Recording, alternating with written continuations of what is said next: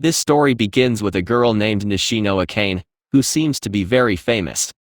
She arrives at the school where she is greeted by the students, who admire her very much, except for a student named Kagenou. Nishino greets Kagenou, but he responds by saying her name wrong. She corrects him, but Kagenou still does not say her name correctly. Nishino says in her mind that she is very resentful of Kagenou, because they have been sitting next to each other for 3 months and he has never looked directly at her. Later, Nishino says that she is a celebrity, but she has a trauma from a scandal she had some time ago, and so she has to wear a mask when communicating with others. In the evening after school, Nishino calls her chauffeur, but he doesn't pick up. She decides she will walk home alone. From the school rooftop, Kagenou sees Nishino leaving the school. As Nishino walks down the street towards her house, 2 men surround her and grab her to kidnap her. Before passing out, Nishino sees Kagenou watching the scene. When Nishino wakes up, she realizes she is in a room with 2 men watching her. One of the men tells her that she is being kidnapped because her father has many enemies. Kagenou is standing outside the building where Nishino is getting ready for something. The man reminds Nishino that she was once kidnapped by a stalker, which is the root of her trauma. At that moment, the kidnappers and Nishino hear footsteps coming from above them.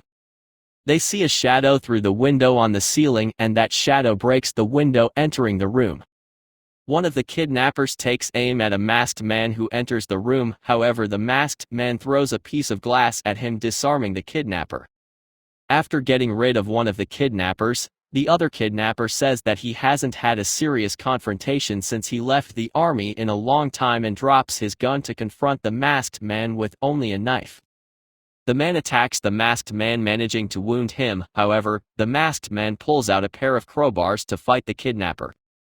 The masked man explains the advantages of fighting with a crowbar, while beating the kidnapper. After knocking out the kidnappers and tying them up, the masked man releases Nishino, who witnessed the entire fight. After leaving the building, the masked man removes his mask and reveals that he is Kagenou. Kagenou says that his current strength is not enough to become an eminence in the shadows.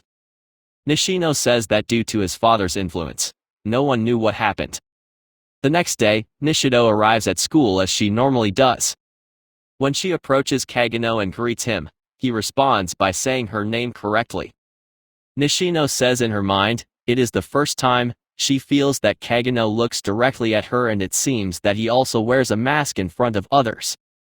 Days later, the news of a boy who was hit by a truck and died is broadcast on television. The boy's name is Kagenou Minoru. Kagenou says that since he was a child he always had a passion, that unlike other children, who dreamed of being heroes, and when they grow up they forget their dream, for him with the passage of time, his passion only gets stronger.